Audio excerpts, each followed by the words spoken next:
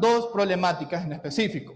La ausencia de un presupuesto específico para atender la pandemia, que a 7 meses de declarar estado de emergencia y a 2 meses de terminar el año aún no se conoce, y el gasto público no fue eficiente. Entre las observaciones de la sociedad civil resaltan, entre otras, por ejemplo, se incumplió al no elaborar un presupuesto de las compras, no se priorizó el gasto con base a la protección de vidas y protegiendo a los grupos más vulnerables, es decir, se dejó marginado a todos aquellos hogares en condición de pobreza y pobreza extrema, y se consideraron beneficios sociales con sesgos políticos, como es el caso de los programas sociales aprobados en el marco del COVID-19. Dentro de las implicaciones, resaltan, entre otras, por ejemplo, que no quedó claro cuál es el presupuesto de la emergencia, no hay un riesgo de gastar más de lo que se tiene y lo que se requiere, y aquí miramos entonces por qué los niveles de endeudamiento de Honduras en el marco de la emergencia, y CEFIN no analizó a profundidad el presupuesto adjudicado, es decir, que se aprobaron procesos de compra y contrataciones sin antes determinar si Honduras tenía o no los recursos necesarios para poder hacer frente, comprometiendo los intereses del Estado, ¿no? Dentro de la ley de transparencia podemos observar algunas implicaciones, o la más concreta en específico, el incumplimiento de estándares de transparencia. Dentro de observaciones de la sociedad civil resalta que no se publicó toda la información de los procesos de compras, no se publicó información completa, veraz, oportuna y adecuada por las instituciones ejecutoras en el marco del COVID-19, impidiendo entonces acciones, y los portales no amigables para toda la ciudadanía, ¿no? Esto imposibilita entonces que la sociedad civil haga la veeduría correspondiente y los ciudadanos puedan darle un seguimiento a las compras y contrataciones y el gasto público, ¿no? Dentro de los procesos, y aquí solo para mencionar algunas de las irregularidades que nosotros mencionamos, como vuelvo y repito, son más de 48 plenamente identificadas y sustentadas en el informe. En la parte de planificación nosotros determinamos falta de estrategia general, una no actualización del plan anual de compras y contrataciones y roles no definidos de los actores dentro de las planificación estratégica. La parte de selección, nosotros mencionamos criterios no claros para la selección de proveedores. Aquí se beneficiaron incluso empresas con fines políticos o afines a los familiares de altos funcionarios, y la no aplicación de la ley de contratación del Estado para poder gestionar las compras de emergencia en el marco del COVID-19.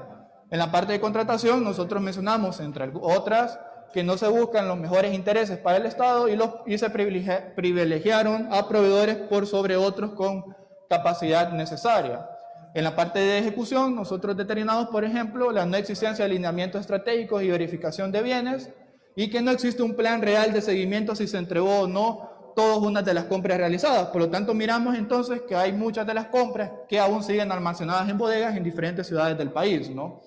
Y en la parte de transparencia miramos que no hay una polificación completa ni acciones contundentes por parte de los órganos controladores, que hoy, un mes después de hacer el corte de información al 25 de septiembre, aún siguen siendo los órganos controladores no actuando de manera contundente contra los actos de corrupción que ha venido denunciando la sociedad civil en específico, ¿no?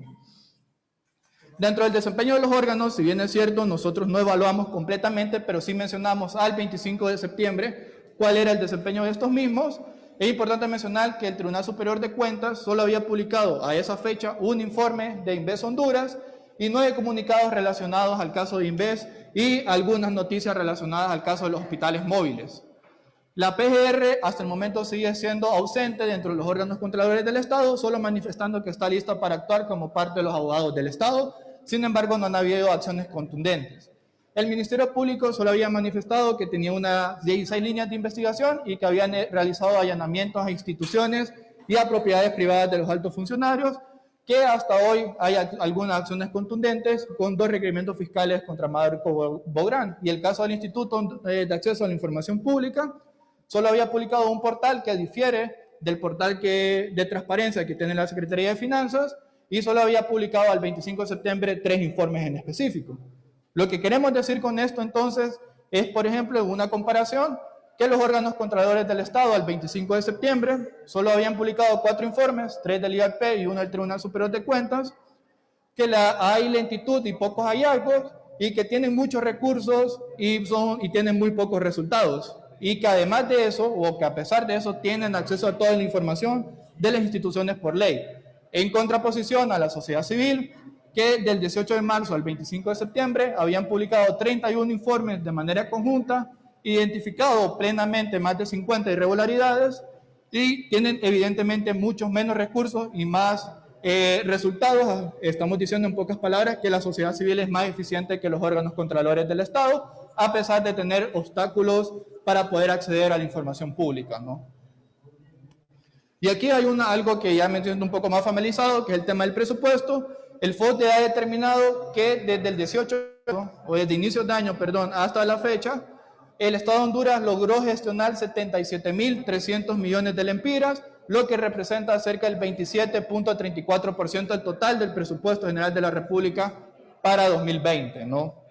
De esto, al 4 de septiembre, que fue el último reporte, cuando nosotros realizamos el informe, la Secretaría de Finanzas solo había reportado una ejecución de 4.400 millones de lempiras. Sin embargo, de esta ejecución, la sociedad civil había determinado sobrevaloraciones, que ya lo vamos a ver a continuación. En hospitales móviles, una sobrevaloración total de 820.5 millones de lempiras. En equipo médico, una sobrevaloración de 773.6 millones de lempiras. En equipo de protección personal, una sobrevaloración de 61 millones de lempiras. En la compra de medicamentos, de 2.8 millones de lempiras. Y en las mejoras en infraestructura, una sobrevaloración de 232.000 lempiras. Para hacer un gran total, entonces, de una sobrevaloración al 4 de septiembre de 2020 de 1.258.24 millones de lempiras. Estamos hablando del 56% del presupuesto ejecutado al 4 de septiembre por Inves Honduras y Copeco. Esto es realmente alarmante, dado que más de la mitad del presupuesto ejecutado se ha destinado a sobrevaloraciones y actos de corrupción en el marco del COVID-19, haciéndolo una gestión ineficiente y ineficaz para atender la pandemia del COVID-19 en el país, ¿no? ¿Qué estamos diciendo en otras palabras, o qué se pudo hacer con esos 1.256 millones de lempiras?